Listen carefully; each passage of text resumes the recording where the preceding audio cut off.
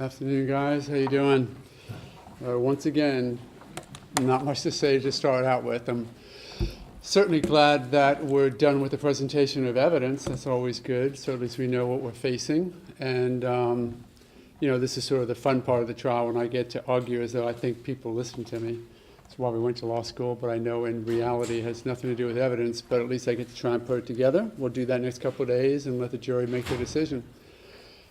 Questions? The George Zimmerman decision not for him to testify, tell us about that. He seemed hesitant, was he, and how did you get to that decision? Well, it's strange because for a year and a half he's been in hiding, trying to deal with everything that he has to deal with because of this onslaught of prosecution.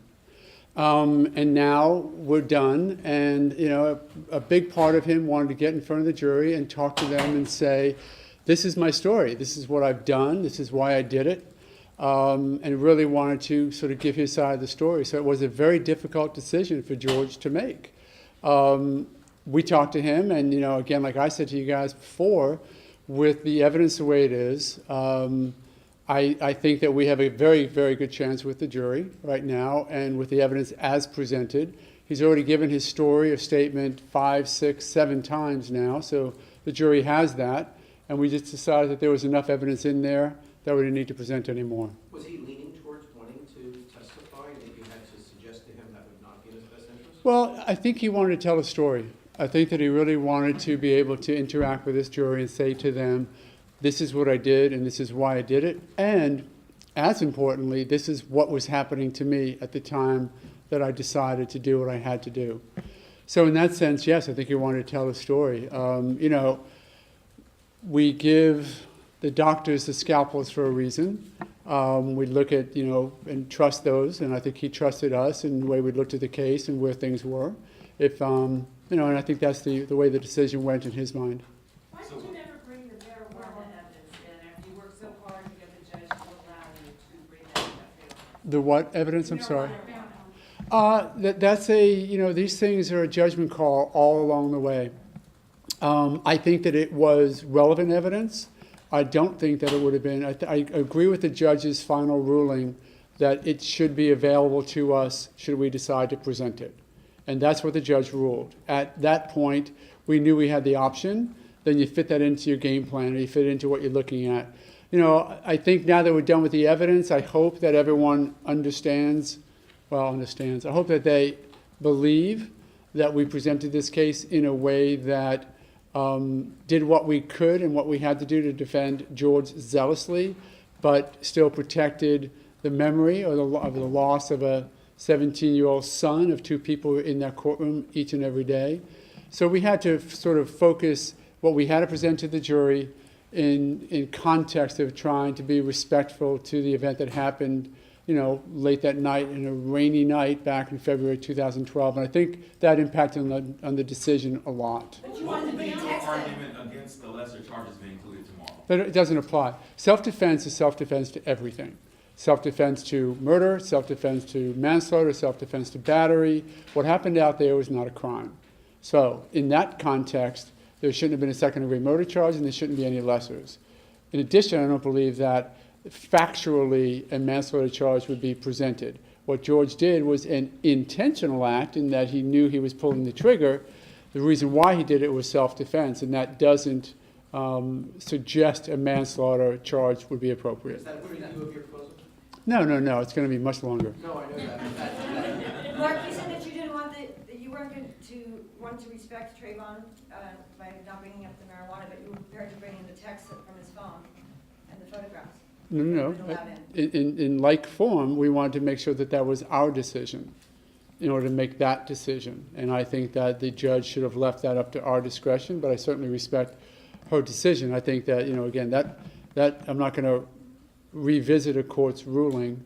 I respect her decision. We had our reasons for wanting to have that as an option for us, and I'm fine with moving forward the way we are. Do you think the actual animation will be used in your closing statements tomorrow? Will you use that? Sure, I believe so. Why not? It's a great piece of demonstrative evidence or tool to give the jury an idea of what was happening that night. We now have, I think the Vantage Point movie connection that Mr. Ruth said is perfect. what we have is a lot of different people hearing or seeing a lot of different things, and I want to present it in sort of one cohesive form to the jury. I think they probably get it, but, we have our toys and like to use them sometimes. Mark, what's your client's state of mind knowing that his fate will be decided in just a couple of days? He's very worried. I mean, I think he's happy with the way the evidence got out and that he's finally had an opportunity to have his lawyers present his case for him. But, we still have a case where the state of Florida is trying to put him behind bars for the rest of his life. That's a very scary position to be in, and he's worried. Mark, adding to that, how does Florida's 10-20 life law come into play here with this as self-defense? It doesn't. They need a conviction before that applies. So we're going to deal with that if we have to. But certainly it just adds to the stress and adds to the fright of somebody who acted in a way where he had to do something he had to do to defend himself and to protect his own life, and now the state's trying to take away his liberty. We'll deal with it. What's the strongest part of your case? Do you think, if you could look at how you presented your whole case, what do you think you hope the jury goes back with in their mind? What do you think you would want people to think about your case? That George had no alternative, and he did that he believed reasonably that he had to do to protect himself from great bodily injury that was already being visited upon him. And if we presented evidence that helps the jury understand that, then we've done our job. Do you expect more rebuttal evidence from the state tomorrow? No, we're done. What happened with Crump? will be in? We're done. There is no further evidence. They've made the decision not to move forward. We've both rested, and my understanding is that there is no further rebuttal, nor is there any surrebuttal. What happened with Crump? You tried so hard to get him deposed and... Again, one of those judgment calls. I don't mean to keep going back to the same answer with different questions, but the reality is we wanted his testimony, we wanted him as a witness, we wanted his deposition. Now that we have all of that, we fit that in, and had the decision been made to present him, we would have, but we had to fit it into the overall context of how you present this particular defense case. There are 200 witnesses identified and 80, I think, or 75 called, so there's another 125 witnesses we decided not to call. Mark, Lesser charges could be used as a compromise verdict. Am I concerned about that? If the lesser charges are included, are you concerned that the jury could use that as a compromise? Absolutely. I do not want this jury looking at this and feeling that the law suggests that sympathy should be considered, and a compromise verdict is nothing but sympathy. This should not be a compromise verdict. Whatever their decision should be, it should be an affirmative, just decision based upon the facts. I don't want them doing a jury pardon, which would let my client off because they feel sorry for him, and I don't want them doing a compromise verdict because they feel sorry for anybody else. We've done a very, very strong job of making sure that this jury gets evidence that they should get, they don't get evidence that they shouldn't get, and that they're going to follow the law and apply the law, and I don't want compromise verdicts or jury pardons. Well, given the fact that Zimmerman was on the fence about testifying, does that give some kind of indication that he may not have been as confident that the case was strong enough? No, I think he was confident in his desire to talk to his jury, but I don't think there was a lack of confidence in the way the case was presented. Mr. Mayor, can you clarify potentially what lessers will go to the jury? Well, my understanding is that manslaughter is what we call a Category 1 lesser. Aggravated assault may be another one that they consider. I don't think it's factually appropriate at all, but we'll talk about that tomorrow with the judge, and I think those are probably the only ones that would be considered. Are those both with and without? I mean, is there like a manslaughter with a gun? Yes. Aggravated assault with a gun? That's correct. And Those are all those variables. have mandatory minimum? Yes, they do. Mark, just to clarify, on the THC levels by Trayvon, that will not be in any way accessible to the jury? That is correct. Not even in the autopsy report? Of course not. No, it's not part of the evidence. What would have been the downside for the defense to bring in the marijuana evidence? Well, again, it's hard to say to take that one string out of a complete defense strategy and say, okay, let's look at this string by itself, as though you really want to know what the tapestry looks like. But if you really want me to take that string out, it didn't seem to be significant enough intoxication evidence that it was worthwhile making the focus on that, because I am concerned about the jury's sensitivities. So, whatever we do is always taking into consideration how the jury is going to view what we present.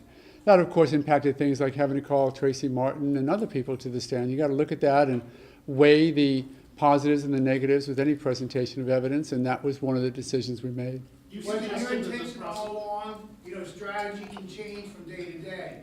Was it your intention all along to begin with George's mother and finish with his father? No. Did you plan to get on that dummy this morning, or was that an impromptu thing? The doll? No, that was impromptu. Sometimes those things come over you. That the state has, that has perhaps withheld discovery or committed some misconduct and should be sanctioned. Looking back now at the trial that you've rested, where, if any place, did their actions hamper you, in your opinion? In a lot of ways, I could say easily, I'm still frustrated that some of the phone evidence we got so late that we weren't able to do some of the background work that may have otherwise made it more admissible. So that's a point of frustration, particularly. We scrapped through it, We took what we got and we kept fighting until we got what we thought we needed. There's more that I wish I would have had, but I think within that context, we still were able to put on a pretty decent case. Mark, just remind me, in a case like this, when the judge goes to charge the jury, the typical amount of time that takes to read all that paperwork to them? Actually, reading the instructions seems like forever when you're listening to it, but it probably is a solid 10 or 12 minutes. That's about it. And of course, in Florida, we're allowed to have a copy of the jury instructions go back with the jury. So I started in the days when you just heard it once and then went and tried to remember it. So at least now they'll have it with them. Mr. Mark, we've been told by both former prosecutors and defense lawyers that if either side requests the lesser included, the judge basically has to include them. Is that your understanding? What makes you think that they may not get in? How could you possibly block them? Category 1s are sort of mandatory upon request. However, the judge still needs to make a determination that there's a factual basis to support it. You could not, for example, ask for a fact or a charge that is not based in any consideration of the fact. Right now, they couldn't go in and ask that the jury be charged on possession of marijuana by George because there's no facts to support it. I think that they are in the state's position that they believe there may be facts to support their lessers. I don't think there are. Did you talk about if you go back to the jury, the lessers, what's the sentencing range? Well, the sentencing range is anywhere from life imprisonment to he'll walk out a free man. What about on the manslaughter charges? We're not sure what kind of penalty George would face should this jury go back with a manslaughter conviction. You could face up to 30 years upon one consideration of how they may charge. And Mark, the jury won't know what the sentencing guidelines are when they consider the charges, will they? No, that's one not problem for defense attorneys, but the concern is that under Florida law, we can't advise them as to the penalties. That's up to the judge. Having said that, somebody may look at a second-degree murder charge and say, okay, I know that's serious, but maybe they think manslaughter is not. I really do believe that this jury has been listening attentively. I think that they're going to listen well to the instructions, and they seem very intuitive. So they're going to look at the law, apply the facts to the law, and make their decision. I don't think we need to worry about considerations of sentencing, jury pardons, or anything like that. I want to judge still can do it. She can still tell them, she can accept her discretion to tell them the sentencing for a manslaughter. Oh, no, she will not. No. They will not be, nothing will be mentioned about sentencing to this jury. Mr. Romero, what will it mean to your client to have his parents in the courtroom finally for the closing? That will be Very emotional, yeah. What is George's plans if he's acquitted? And does he think he will still be a pariah? And will his life actually be changed by an acquittal? I think that he's very worried about his safety, personal safety going forward, because those same people who portended the fear and hatred leading up to this trial probably are not going to accept an acquittal, though they should, since the system's working. But we can't. I'm glad to hear that. Will he make a public statement if acquitted? I haven't made that decision yet. Could you talk about Interrupting the judge, has she tried to directly ask George Zimmerman if he understood his rights about testifying? I think that was just a question of semantics or words. It always needs to be couched in terms of the defendant's conversations with counsel. And I think it was really just a momentary semantics issue more than, it definitely wasn't substantive, as you could tell from the fact that he came back in a few minutes later and acknowledged. Okay. Could you talk about the neighbor who talked about her house being broken into by two black males? You didn't go so far as to say, does that, you didn't really mention Trayvon Martin and connecting them particularly, But what was that testimony about, and how did that help your case? Well, you may not have been aware of this because there was a stipulation, but the last year's worth of burglary and other information that happened in Retreat View Circle is now of evidence. It was by stipulation, so you didn't hear about it. But the jury has to consider the last year's worth of alarms going off, burglaries and whatnot, so they know the context of why George was calling. And she was one of the most recent victims of the, and quite honestly, one of the most horrific victims of a home invasion where she's got to hide in the corner of a bedroom with her 4-month-old in her hand. And I thought that that was necessary to present to this jury. What happened to the hearing about the restraining orders and the assault on the police? The hearing on what? About letting that in. Oh, no, that the state was considering something like that for rebuttal and decided not to. So that never needed to be ruled on by the court. There were mentions of threats of rape to Don Wett's daughters. We were wondering if you were afraid for your safety or your family was as well. You know, we've been very cautious throughout this whole thing, and there are ebbs and flows of people's animosities that show up. Certainly last week, when that was perceived to be some at least racially insensitive event, there was an upswell of that, but I think that's receded. Obviously, it wasn't a racially motivated event. Actually, a picture was taken 2 days before Ms. Gentile even testified, and I think that was all cleared up. But we're going to be cautious into the future. I think that there will be some people who are angry with an acquittal, and we'll work through it. And hopefully, they'll be at least willing to talk. Were you surprised that the prosecution ended up with so few rebuttal witnesses and asked for so few to begin with? Well, you know, their rebuttal is directly connected to what we present. What we presented was a lot of voice witnesses, and I don't think they had many voice witnesses to act in rebuttal. And we presented a couple of experts who talked about use of force and the Dr. DeMaio's testimony concerning how the event occurred. And they certainly had an opportunity to present their own experts, and they just decided that, I guess, in their minds, that they had presented enough, or at least that they had nothing else to present. All right, I've got to go to work. So, thanks very much.